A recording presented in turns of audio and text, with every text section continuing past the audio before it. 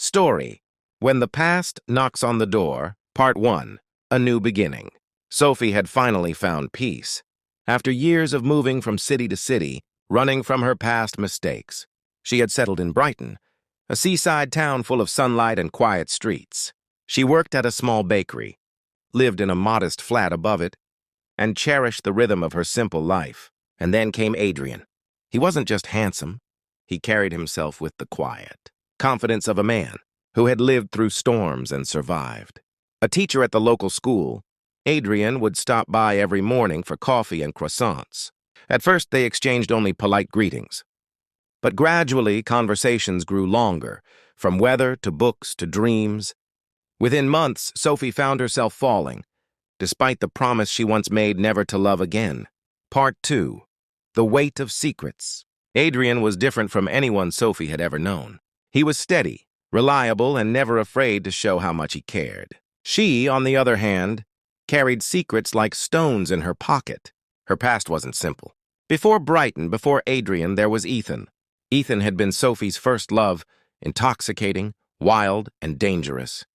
Their relationship was a fire, passionate but destructive. After years of chaos, betrayals, and heartbreak, Sophie left him, swearing she would never go back. But Ethan never truly disappeared. He haunted her memories, and sometimes in her dreams she still saw his face. Adrian didn't know. He only saw the Sophie who baked him, fresh pastries, and laughed at his terrible jokes. And Sophie feared the truth would shatter everything. Part 3, The Knock. It was a rainy evening when the past finally found her.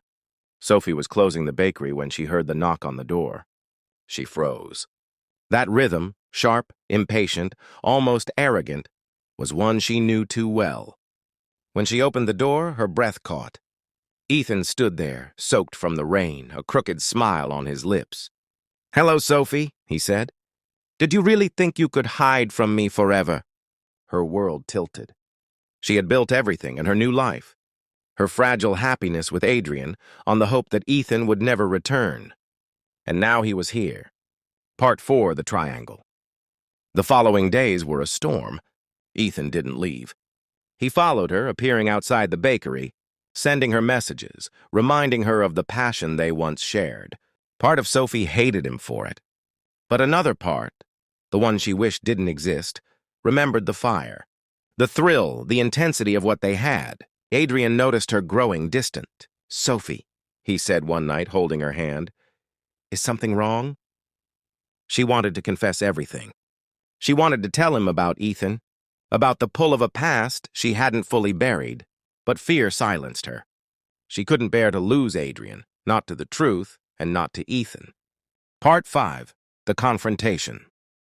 It all came crashing down when Adrian, walking home from school, saw Ethan waiting outside the bakery. Adrian approached, confusion written across his face. "Can I help you?" Ethan smirked.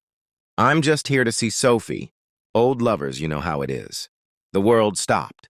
Adrian's eyes widened, and Sophie felt the ground vanish beneath her feet. She hadn't told him. And now Ethan had told him instead. "Old lovers?" Adrian whispered. "Is that true?" Sophie's silence was answer enough. Part 6, Torn Apart. Adrian left that night. He didn't shout, didn't accuse. He just looked at her with a heartbreak so raw it cut deeper than any words. "I thought I knew you," he said. "I thought you trusted me." Ethan, of course, took advantage. He pressed closer, whispering promises of the passion they once shared. But Sophie saw him differently now, not as the thrilling man she once loved, but as the ghost who had ruined everything. Part 7, The Choice. Days turned into weeks. Sophie tried to reach Adrian, but he wouldn't answer her calls. She realized too late that her silence had cost her everything. One evening, Ethan came again, demanding she leave Brighton with him. "We're meant to be, Sophie. You know it. You'll never love anyone the way you loved me." But Sophie, with tears streaming down her face, finally found the strength she had lacked before. "No, Ethan," she said. "I loved you once, but loving you almost destroyed me. I won't let it happen again." She closed the door on him, this time for good. Epilogue: What Remains. Months later, Sophie still worked at the bakery, still walked the quiet Brighton streets. She hadn't seen Ethan again. As for Adrian, one morning he came back for coffee. The moment was awkward, tender, and filled with unspoken words. Would they find their way back to each other? Sophie didn't know. But for the first time in her life, she wasn't running anymore. She had faced her past, and though it had cost her dearly, she finally understood. True love isn't about fire that burns too hot to hold. It's about warmth that lasts, and maybe, just maybe, she would find that warmth again.